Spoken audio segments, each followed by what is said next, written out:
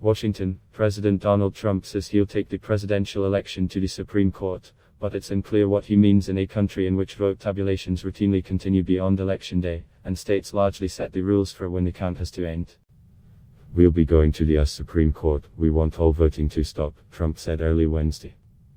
But the voting is over. It's only counting that is taking place across the nation. No state will count absentee votes that are postmarked after Election Day. Democratic challenger Joe Biden's campaign called Trump's statement outrageous, unprecedented, and incorrect. If the president makes good on his threat to go to court to try to prevent the proper tabulation of votes, we have legal teams standing by ready to deploy to resist that effort, Biden campaign manager Jen O'Malley Dillon said in a statement. And they will prevail.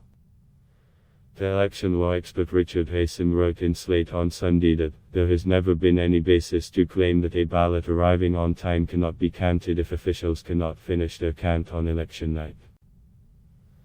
Ohio State University election law professor Edward Foley wrote on Twitter Wednesday, the valid votes will be counted. SCOTUS would be involved only if there were votes of questionable validity that would make a difference, which might not be the case. The rule of law will determine the official winner of the popular vote in each state. Let the rule of law work.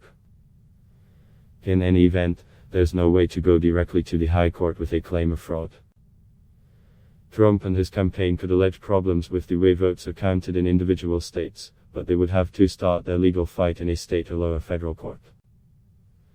There is a pending Republican appeal at the Supreme Court over whether Pennsylvania can count votes that arrive in the mail from Wednesday to Friday, an extension ordered by the state's top court over the objection of Republicans. The case does not involve ballots already cast and in the possession of election officials, even if they are yet to be counted. The High Court refused before the election to rule out those ballots, but conservative justices indicated they could revisit the issue after the election.